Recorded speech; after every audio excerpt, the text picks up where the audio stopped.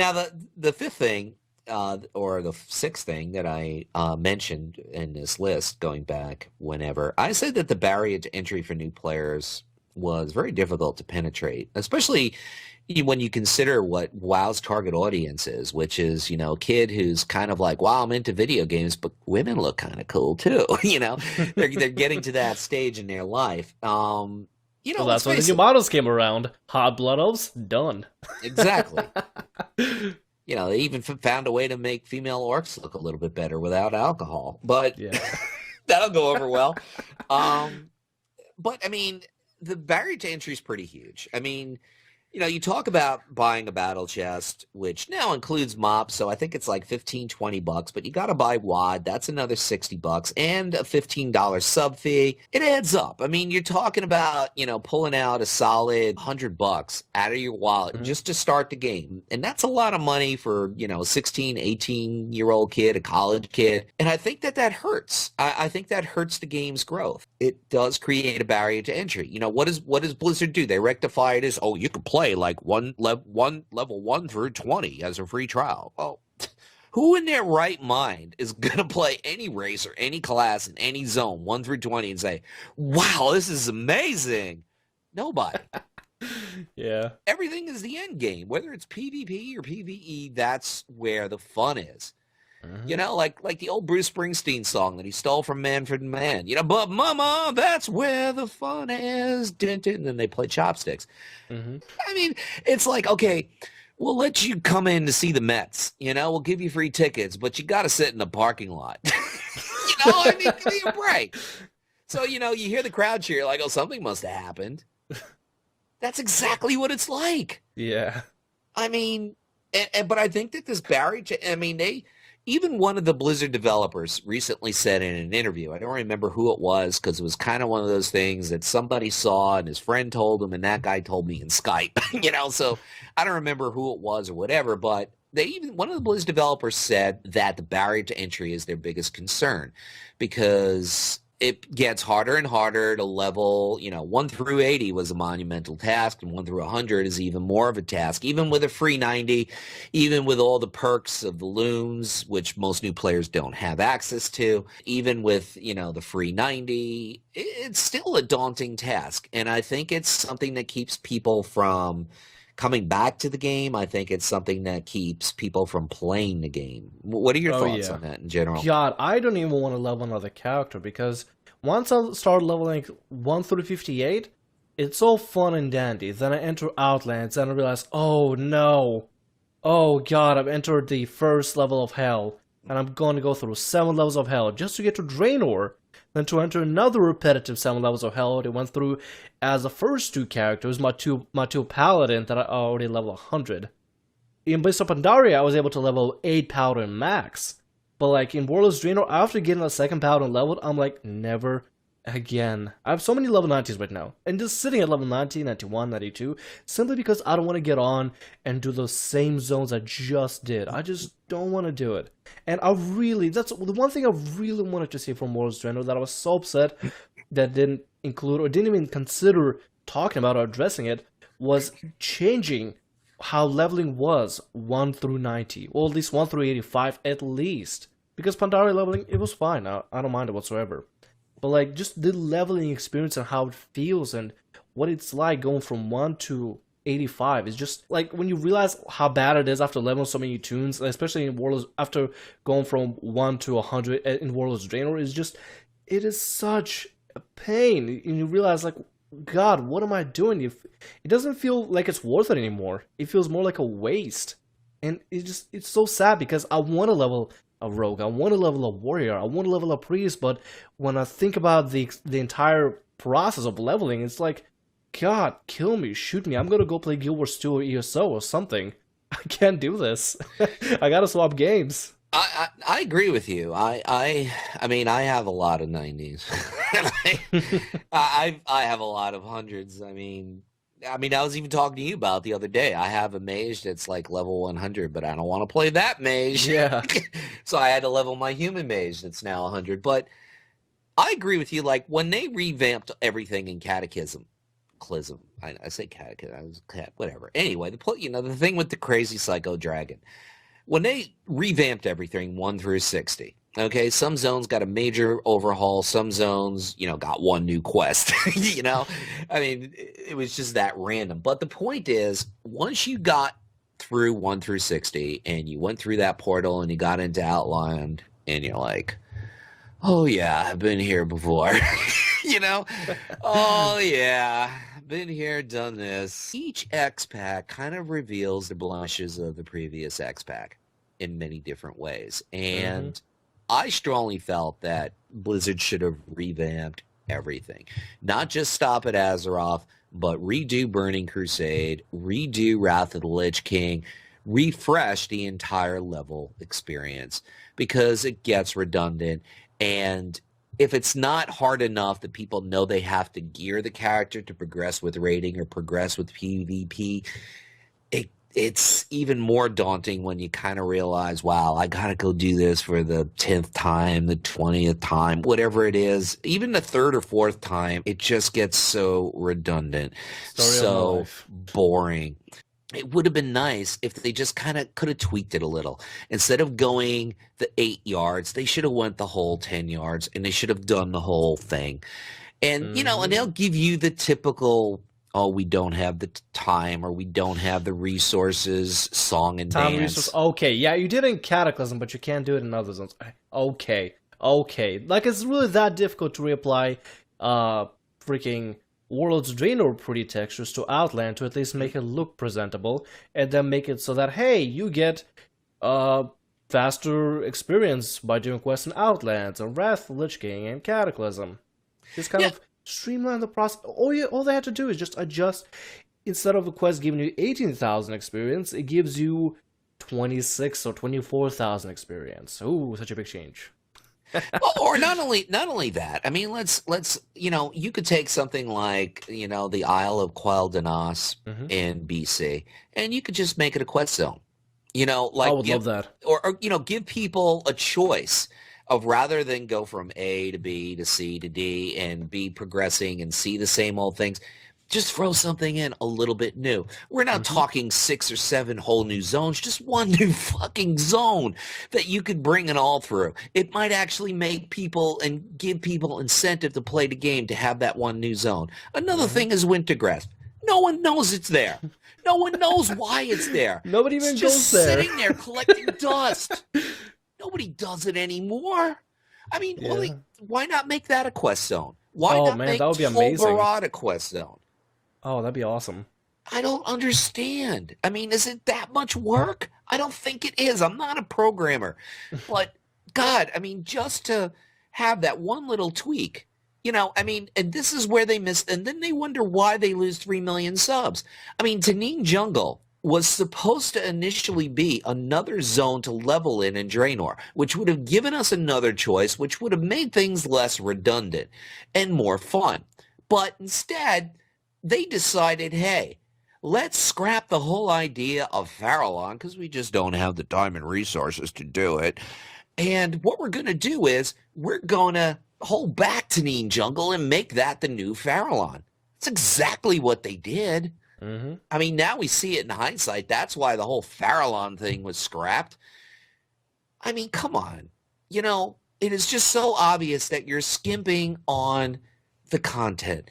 It was obvious in Catechism. It was more obvious in MOP.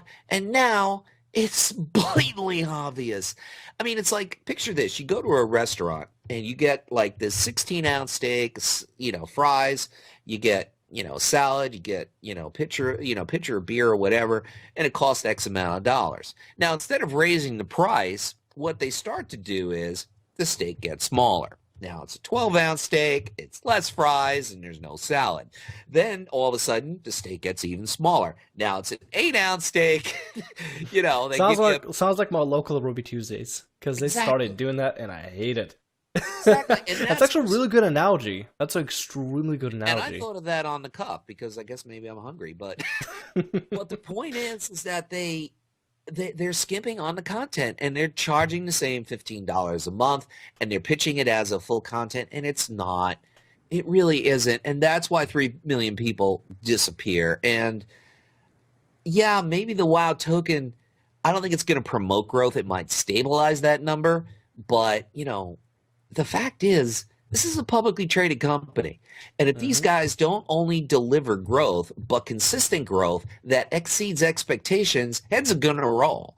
Mm-hmm. So, I mean, yeah, the parent company, Activision's going to tolerate one bad quarter like they just released. Maybe two. Three, heads are going to roll because the shareholders are not going to tolerate it.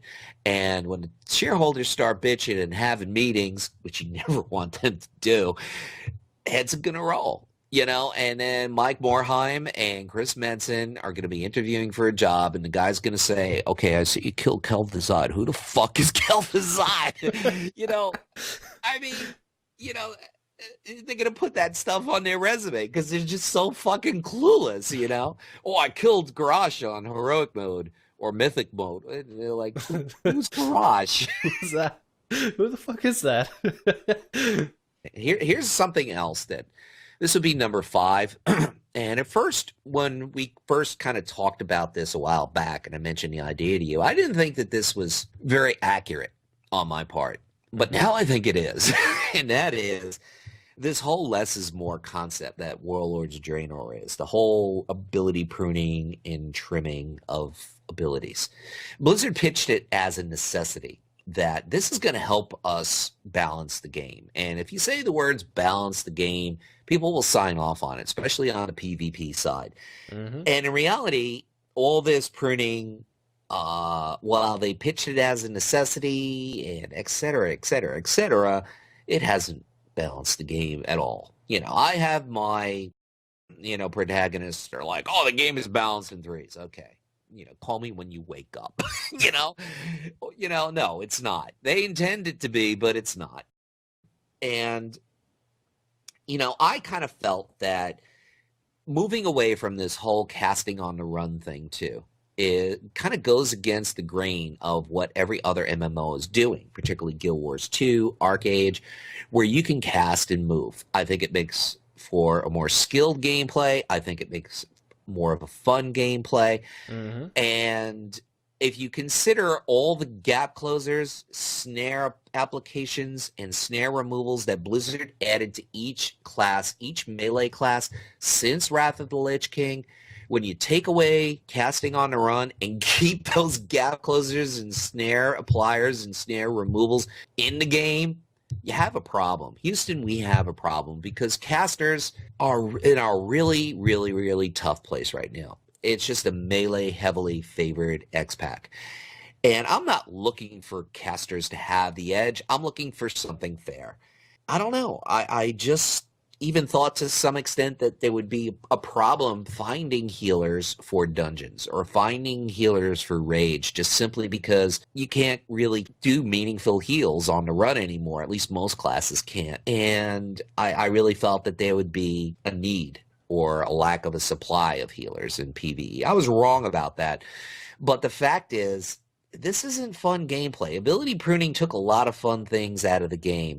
I'm not saying it wasn't necessary. I'm not saying that, it might have been a necessary step for other plans that they have, but there was more than one way to do it. You could have baked different abilities together rather than just outright get rid of them. You could have added more glyphs.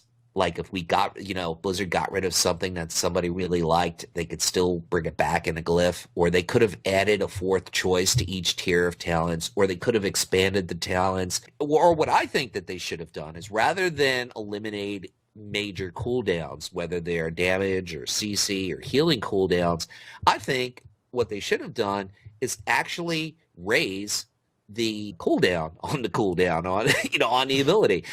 For example, give everyone something that can counter anything in the game, but have it have a high cooldown, so you have to have a second thought, because when you use it, you're going to be like, okay, well, I can't use this for another 3 minutes as opposed to 30 fucking seconds. Mm-hmm.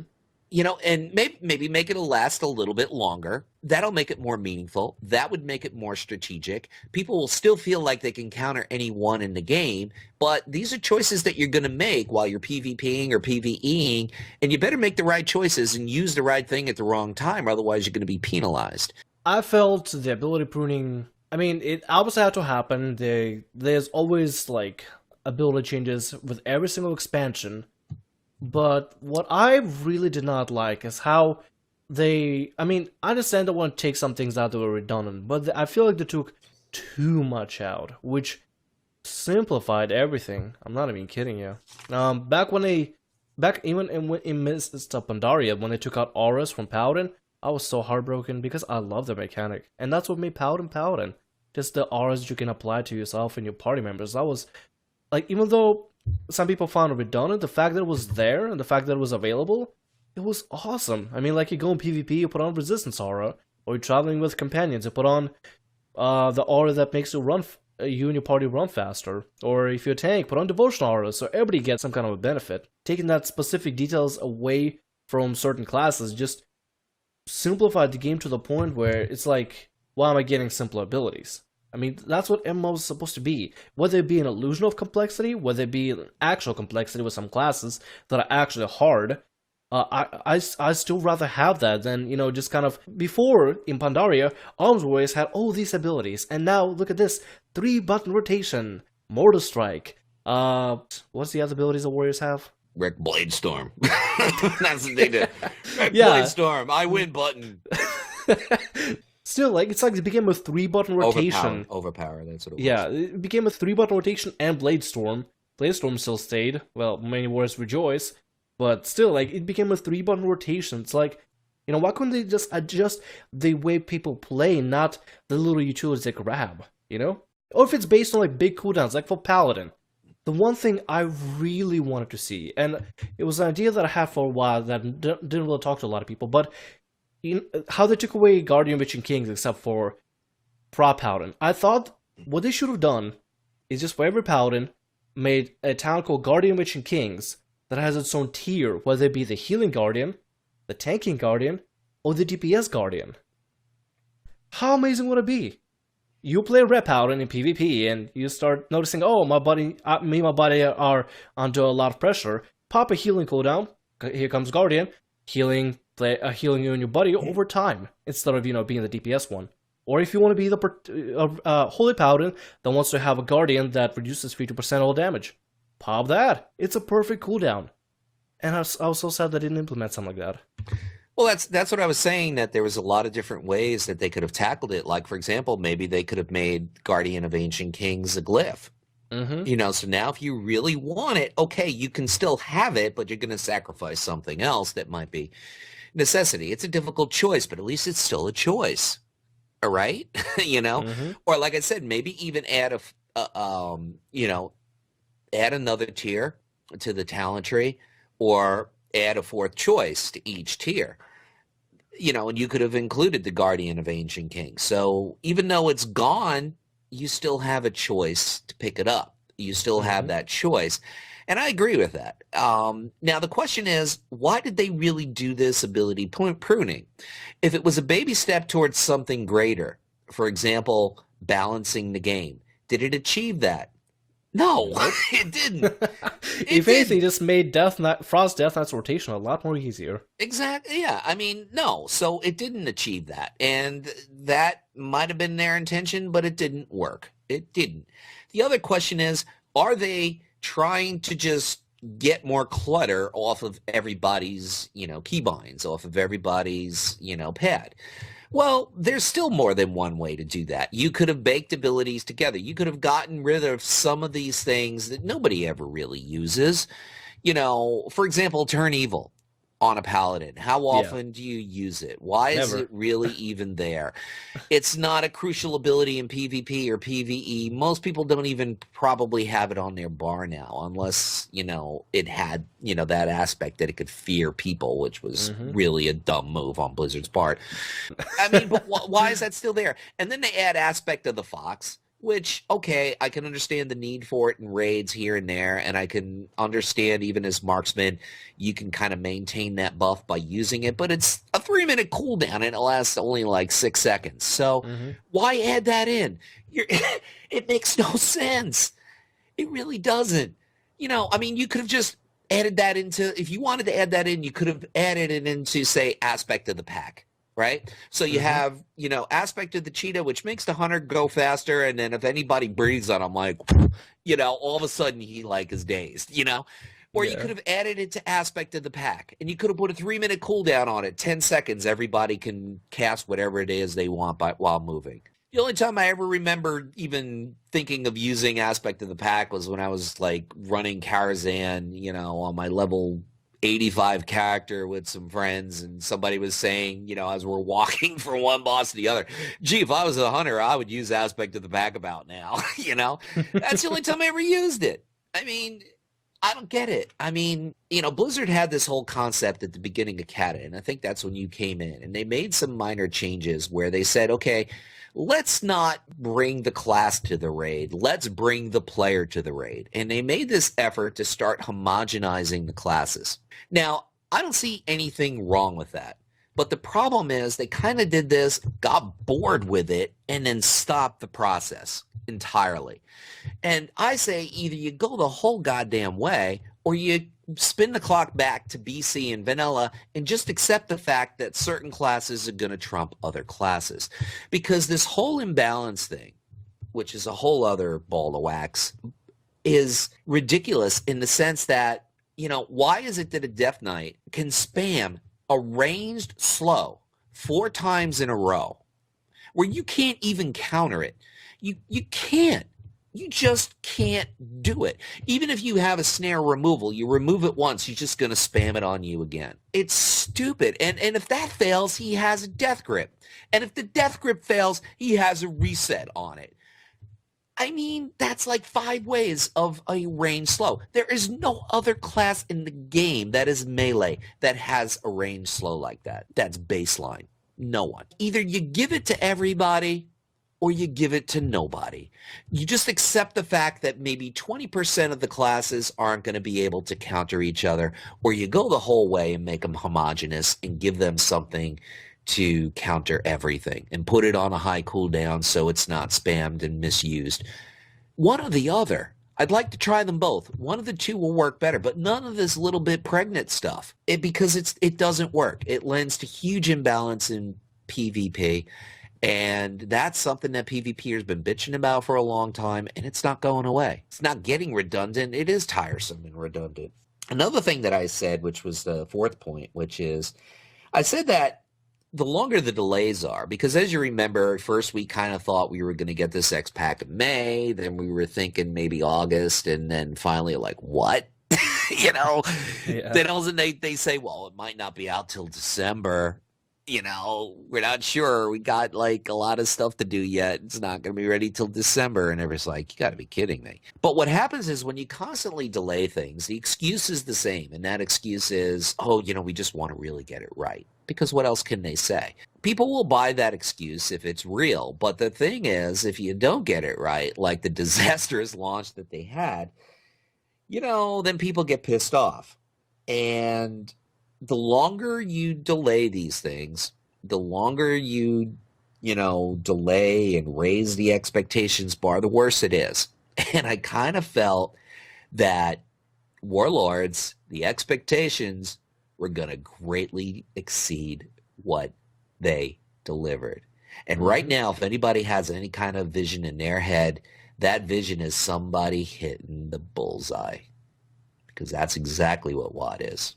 I'm just kind of surprised that Pandaria came around as an April Fool's thing that people actually liked, so Blizzard was like, oh, people like it. I guess we'll make it. Have you seen the documentary that they released about, like, the game? Where they joked about, like, Pandaria originally was an April Fool's joke? Yeah. And yet they make Pandaria look so nice and so good, had 3 raids ready already, and then released back to back to back. I had a bunch of dungeons already set up, bunch of beautiful places and everything, and then we get to Warlords of Draenor, and I mean, what do we get? Just like 1 raid? 4, 5, 6, 8 dungeons in total? It's like, oh, Well, that's awesome, I guess. Yeah, they did. They skimped on raids. They skimped on the dungeons. There's no scenarios. I mean, even in Pandaria, Yeah. you had scenarios. You had none of that. You did amazing work with Pandaria. What the fuck did you do with Warlords of Draenor? Garrisons? which is probably the main reason why everything was delayed, because I don't think they really streamlined the technology to make that work. And I have this theory that that's a big reason why there's no flying in Draenor. It has nothing to do with, we want the immersion. That's all bullshit. I think technologically, when you expand how high people can go, it creates a higher FPS in the zone. And I think it's already a strain in the zone when you add garrisons into those two zones. And I think that that's a real reason why there's no flying in Pandaria. I mean, if you go on a populated server like Darkspear and you stand right outside the auction house, or I do, for example, my frame rate is probably around 110, 115 on high settings, okay? Mm-hmm. If I go into the end, you know what my frame rate goes to? Oh, it actually goes up to like 140, 150. My theory is, now I'm not a programmer, but my theory is that you don't have the sky above you. You don't have that open space. You don't have that necessary, computer space that somebody might have to enter, which I think can tend, when you have that or you have to make room for that, I think it greatly taxes the frame rate. And I think that if you added flying into Draenor, it's going to tax the frame rate exponentially. And I think that that's the reason why there's really no flying. I mean, there are people on the forums right now that are bitching that there's no flying, and that's why they unsubbed. And I don't think that's a reason to unsub. I wouldn't do that. I like flying, but I'm not going to, be that upset about it. And I don't think you are either. But there are a lot of people out there that are kind of pissed that there's no flying. And now we're knocking on the door of 6.2 and still no flying. Mm-hmm. Also, I think partially why flying was taken away was simply to cover up anything that Tana Jungle wasn't until the release. Maybe That's a good they're point. just waiting until Tana Jungle is fully complete before making flying better, because in Pandaria, they didn't have unfinished zones in Pandaria. That's why flying was available at level 90, because later what they did was just add isles.